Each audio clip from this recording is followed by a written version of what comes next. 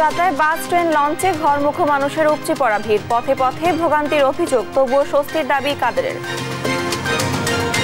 রাজধানীর হাটগুলোতে পশুর কমতি নেই, হাতে মাত্র 2 দিন থাকলেও কেনাবেচা কম, বাড়তি দামের অভিযোগ ক্রেতাদের। হজের মূল আনুষ্ঠানিকতা শুরু, মিনায় পৌঁছেছেন হাজিরা, কাল জড়ো হবে আরাফাতের ময়দানে, রোববার পশু কোরবানি। এমপি আনার হত্যা মামলায় আদালতে গ্যাস বাবুর স্বীকারোক্তিমূলক জবানবন্দি, মিন্টুকে ঘিরেই ঘুরপাক খাচ্ছে যত রহস্য। অচলাবস্থা কাটেনি সেন্ট মার্টিনের সঙ্গে যোগাযোগে, বিকল্প পথে পাঠানো হলো খাদ্যপণ্য, ফিরলেন আটকে পড়ারাও।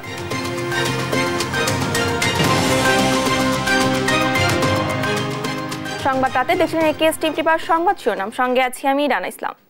এবার জানাবো ডেটল অ্যান্টিসেপটিক সোপের সৌজন্যে কোরবানির পশুর হাটের খবর। প্রিয়জনের সঙ্গে ঈদের আনন্দ ভাগাভাগি করে নিতে বাড়ির পথে ঘরমুখো মানুষ, পথে পথে ভোগান্তি থাকলেও ঈদের আনন্দ যেন কোনো বাধ মানে না। সকাল থেকেই মহাসড়কে ছিল গাড়ির দীর্ঘ লাইন, ট্রেনে তুলনামূলক স্বস্তি থাকলেও ছিল বিলম্বে ট্রেন ছাড়ার ভোগান্তি। আর পদ্মা সেতু যেন পাল্টে দিয়েছে ঈদের আগে লঞ্চ ঘাটের চিত্র। বিস্তারিত ডেস্ক রিপোর্টে। শুক্রবার সকালে সাভারের নবীনগর চন্দ্রা মহাসড়কের বারুইপাড়া এলাকার চিত্র এটি।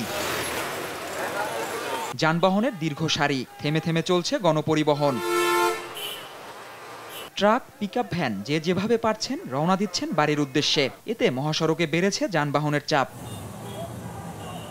অতিরিক্ত গাড়ির চাপ ও একাধিক দুর্ঘটনার কারণে টাঙ্গাইলের এলেঙ্গা থেকে রাবনা বাইপাস এলাকা পর্যন্ত প্রায় 7 কিলোমিটার এলাকায় থেমে থেমে যানজটের সৃষ্টি হয়। এতে ভোগান্তিতে পড়েন চালক ও যাত্রীরা।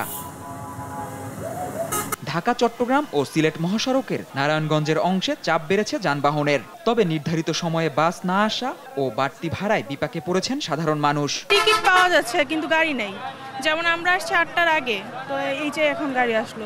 অনেক মানুষের ভিড়, টিকিট পাইতে গেলে অনেক সময় লাগবে, দীর্ঘ সময় বসে থাকা লাগবে। মহাসড়কের নিরাপত্তা ও শৃঙ্খলা রক্ষায় একযোগে কাজ করছে জেলা, হাইওয়ে ও গাজীপুর মহানগর পুলিশ। আমাদের প্রতিটা কৌশলগত পয়েন্টেও কিন্তু আমাদের রেকার আছে, যে কোনো গাড়ি নষ্ট হলে সাথে সাথে কিন্তু আমরা সেটা রিমুভ করে ফেলছি।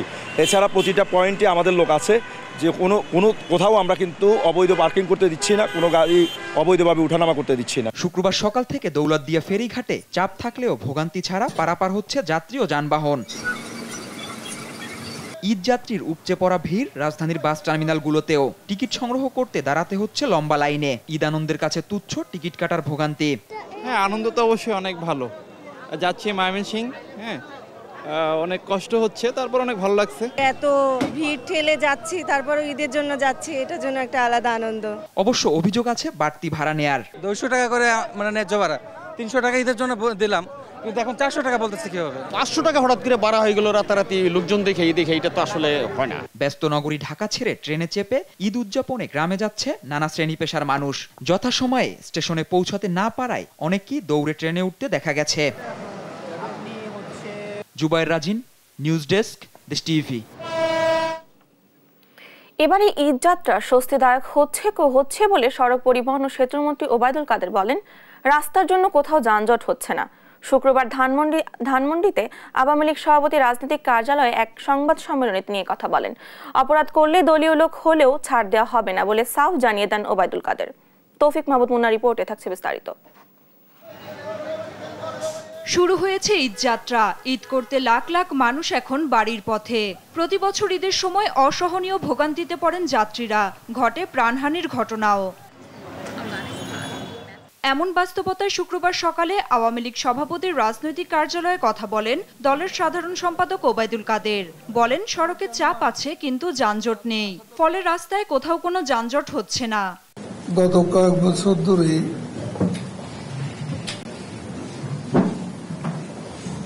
বাংলাদেশে ঈদ যাত্রা স্বস্তিকর হয়েছে। মানুষ স্বস্তির সঙ্গে গত ঈদ উল ফিতরেও ঘরমুখো মানুষ ঈদ যাত্রায় স্বস্তি পেয়েছেন। অভিযুক্ত হলে কাউকে ছাড় দেয়া হবে না জানিয়ে ওবায়দুল কাদের বলেন, দুদক স্বাধীন, বিচার বিভাগও স্বাধীন। আদালত, দুদক স্বাধীন, তারা তদন্ত করে যদি মনে করে ইনভেস্টিগেশন তার বিরুদ্ধে অভিযোগ পাওয়া গেছে, সেখানে মামলা করার স্বাধীনতা দুদকের আছে, আর বিচার করার স্বাধীনতাও বিচার বিভাগের আছে। আমি এটুকু বলতে চাই। যত্রতত্র পশুর হাট যেন রাস্তায় দুর্ভোগ সৃষ্টি করতে না পারে সেদিকে সতর্ক থাকতে সংশ্লিষ্টদের নির্দেশনাও দেন ওবায়দুল কাদের। দেখুন, ইনফ্লেশন নিয়ে। নাফিয়া ফারসানা, দেশ টিভি, ঢাকা। রাজধানীর পশুর হাটগুলোতে পশু সরবরাহ ব্যাপক থাকলেও হাটে নেই তেমন ক্রেতা সমাগম। শুক্রবার সকাল থেকে গাবতলীর পশুর হাট ছিল ক্রেতা শূন্য। তবে কিছু কিছু ক্রেতা হাটে আসলেও শেষ সময় দাম কমার আশায় না কিনেই ফিরে গেছেন অনেকেই। তবে বড় গরুর তুলনায় মাঝারি আর ছোট গরুর দাম বেশি বলে অভিযোগও করেছেন ক্রেতারা। বিস্তারিত প্রতিবেদনে। গাবতলীর হাটে এই গরুটির দাম চাওয়া হচ্ছে 25 লাখ। বিক্রেতা জানালেন 13 লাখে ছেড়ে দিতেই 25 লাখ দাম হাঁকাচ্ছেন তিনি। তো দাম কাস্টমারে বলিচ্ছে না কো, আমি 15 লক্ষ বললে বলিচ্ছে যে 5 লক্ষ লাও, 6 লক্ষ লাও। তবে বড় গরুর তুলনায় বরাবরের মতো এবারও ছোট গরুর চাহিদা বেশি, সেই সুযোগটাও নিচ্ছেন ব্যাপারীরা। দাম বলছিলাম 2,50,000, ওনারা 2,10,000 পর্যন্ত বলে গেছে। না, আশা ছিল আর একটু, মানে আর 10,000 টাকার ই ছিল, যদি 2,20,000 হতো তাহলে ছেড়ে দিত। 95 চাচ্ছে। হ্যাঁ বলছে 74 বলছে, একটু বেশি চাচ্ছে। এটা আপনার 65 হলে ঠিক আছে আমার হিসাবে। এখন তাদের ব্যাপারে হিসাব ব্যাপার, আমার হিসাব আমার কাছে লাগতেছে দাম, সব গরুই দাম বেশি বেশি চাইতেছে। বড় গরু বেশি না ছোট গরু বেশি? ছোট গরুই বেশি চাহিদা, বেশি ছোট গরু। আর মাঝারি ও ছোট গরুর দাম গতবারের চেয়ে প্রতিটিতে 30 থেকে 40,000 টাকা বাড়তি বলে অভিযোগ ক্রেতাদের। যে গরু গত বছর কিনছিলাম 2 লাখ কি 2,20,000 এরকম দামাদামি হয়েছিল, ওইগুলো এখন 3 লাখ, 3,20,000, 3.5 লাখ এরকম চাইতেছে। 40,000 টাকা বেশি। এবং আমি যদি এটা মানে মাংস যেভাবে কিনি আমরা, ওই হিসাবে কনভার্ট করলেও 40,000 টাকা বেশি আছে। বছর এবারে 20-30,000, 40,000 টাকা করে এক একটা গরুর দাম বেশি চাইতেছে। তবে শনিবার ও রবিবার গরুর দাম কিছুটা কমতে পারে বলে মনে করছেন ক্রেতারা। আর বিক্রেতারা মনে করছেন আগামী 2 দিনে হাটে ক্রেতার সংখ্যা বাড়তে পারে। নিয়াজ মুর্শেদ, দেশ টিভি, ঢাকা। সংবাদ রাতে আরো থাকছে। দুর্ভোগের আরেক নাম উত্তর সিটির বাউনিয়া সড়ক। বৃষ্টি হলেই তৈরি হয় জলাবদ্ধতা। বর্ষাকালে বাড়ি থেকে বের হন না বয়স্করা।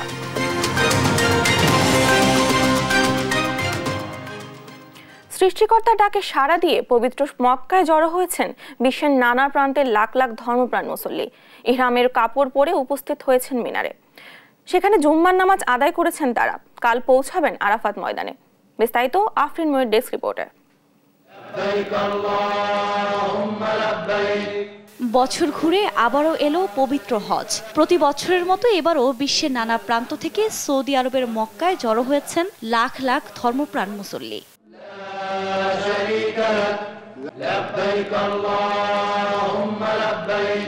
সেলাইবিহীন কাপড়ে বৃহস্পতিবার সন্ধ্যায় মিনার পথে যাত্রার মধ্য দিয়ে শুরু হয়েছে হজের মূল আনুষ্ঠানিকতা। হজ মুসলমানদের জন্য ইসলাম ধর্মের 5টি স্তরের একটি।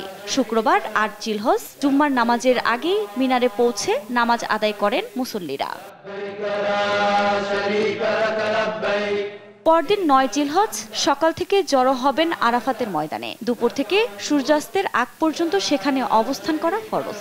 আরাফাতের ময়দানে সমবেত হওয়াকে বলা হয় হজের দিন। লাব্বাইক আল্লাহুম্মা লাব্বাইকে মুখরিত হবে আশপাশ। দিলটি ইয়াউমুল আরাফা নামেও পরিচিত।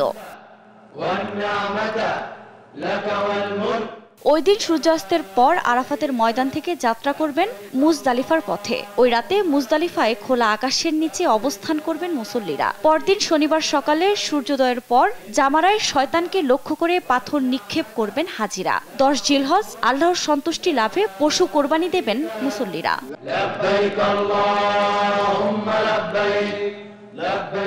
এরপর তাওয়াফ করবেন কাবা ঘর। সেখান থেকে হাজিরা ফিরে যাবেন মিনায়। টানা 2 দিন শয়তানকে পাথর নিক্ষেপের মধ্য দিয়ে শেষ হবে হজের আনুষ্ঠানিকতা।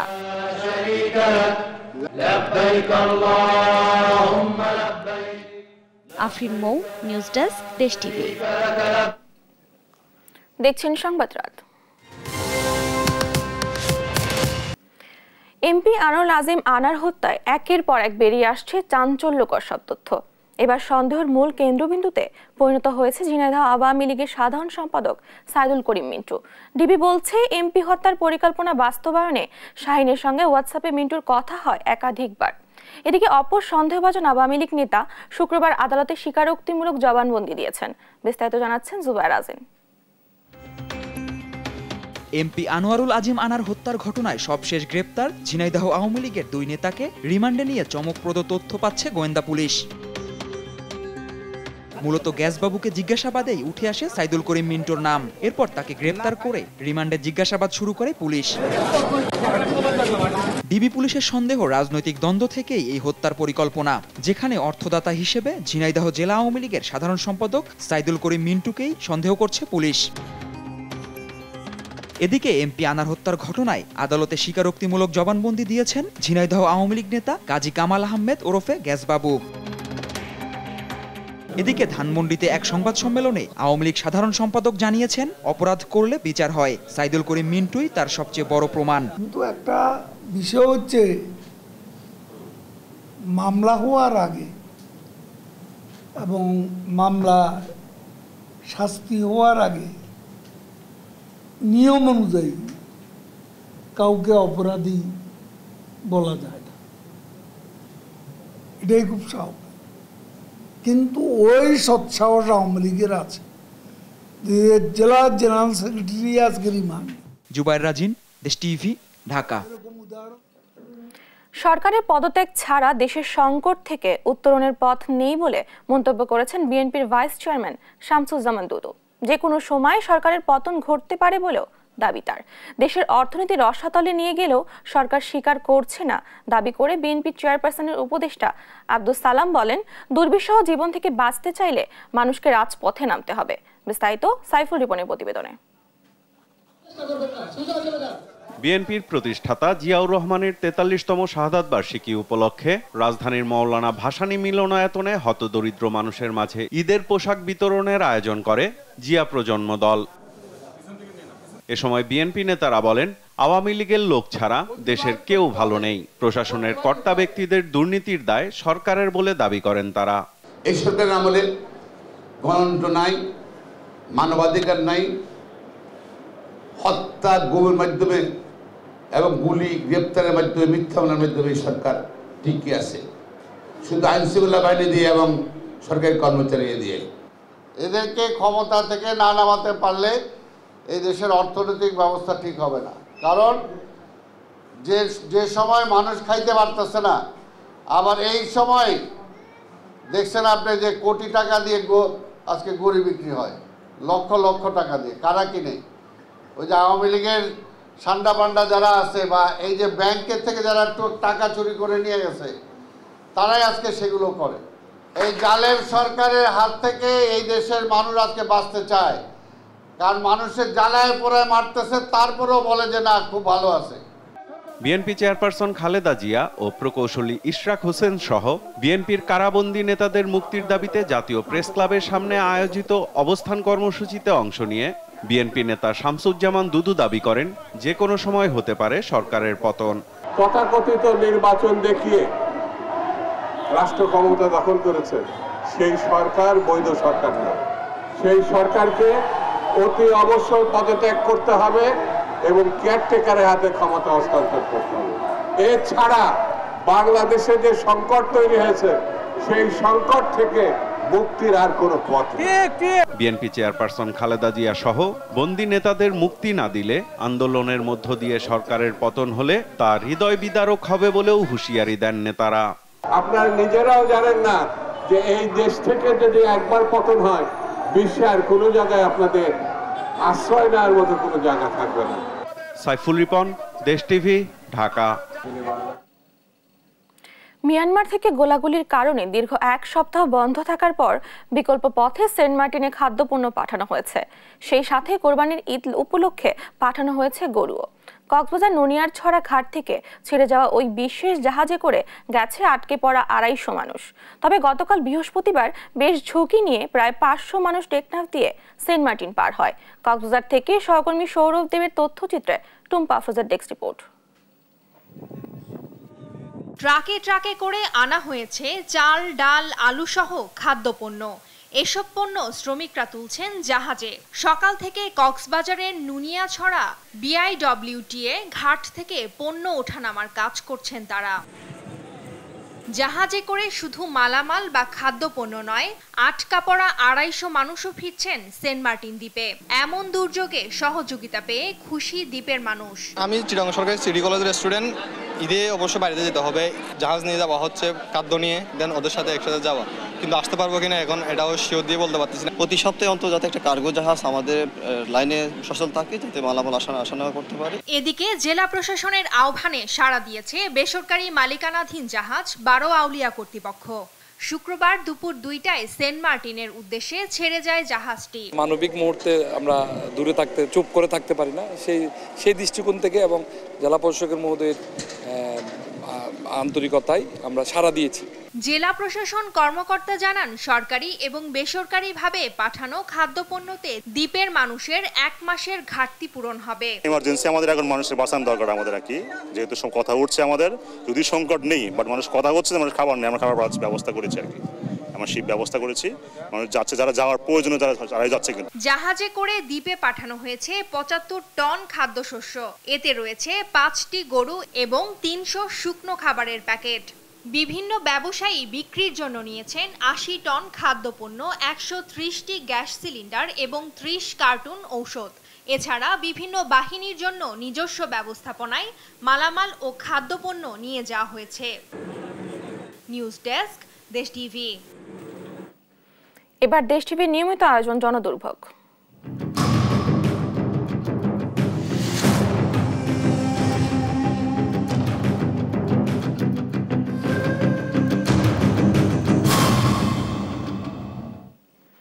ভাঙা রাস্তা ও জলাবদ্ধতায় চরম বিপাকে রাজধানীর উত্তরের বাউনিয়া সড়কের চলাচল করা যাত্রীরা।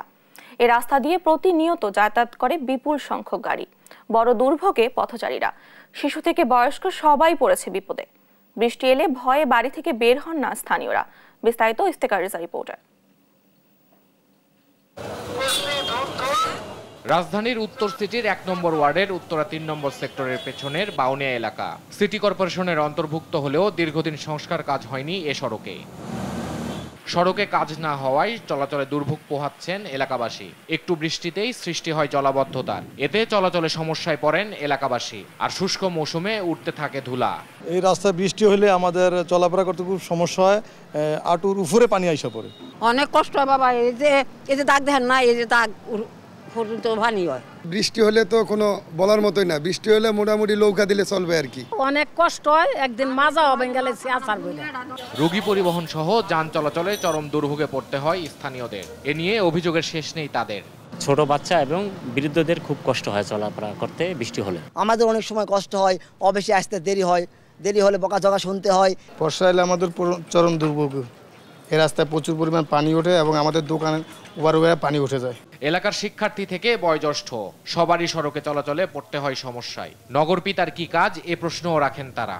আমার সমস্যা তো হবে, আমার শরীরে ব্যথা হবে, রিক্সায় জার্কিং হবে। সামনের চাকার বিয়ারিং চলে যায়, ঘন ঘন ভেঙে যায়, অনেক টাইমে ফরক ভেঙে পড়ে যায়, অনেক টাইমে প্যাসেঞ্জার দেখা গেছে বলা যায় আস্তে চালাও আস্তে চালাও। ইটার যে টুকরাগুলো এগুলো অনেক সময় শরীরে আইসা আপনার লাগে, পায়ে বিভিন্ন জায়গায় লাগে, আঘাত লাগে। বাতাস আসলেই ধুলাবালি বোঝা যায় আমাদের এলাকায়। স্থানীয় কাউন্সিলরের সাথে যোগাযোগ করা হলে জানান, ঈদের পর শুরু হবে সড়ক মেরামতের কাজ।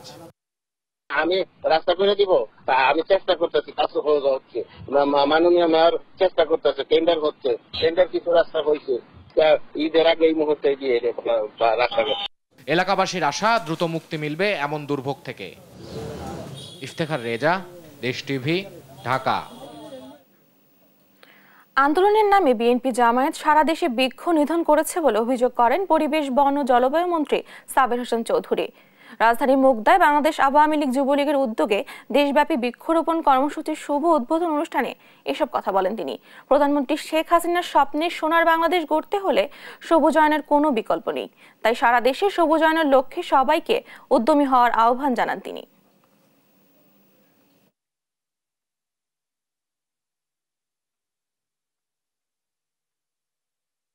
আমাদের প্রিয় নেত্রী জননেত্রী শেখ হাসিনা এটা প্রমাণ করেছেন যে আমরা শুধু দেশকে স্বাধীন করি নাই, আমরা দেশকে সমৃদ্ধির দিকে এগিয়ে নিয়ে যাচ্ছি। বিগত সময়ে আমরা দেখেছি আন্দোলনে বিএনপি গাছ কিভাবে কর্তন করেছে, কিভাবে বৃক্ষ কর্তন করেছে।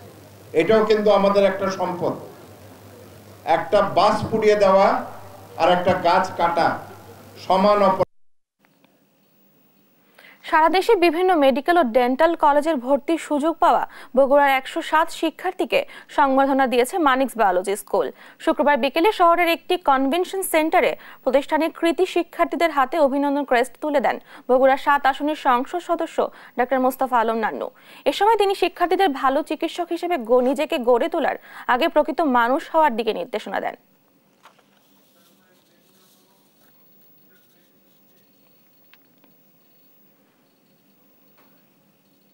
দেখছেন সংবাদ রাত।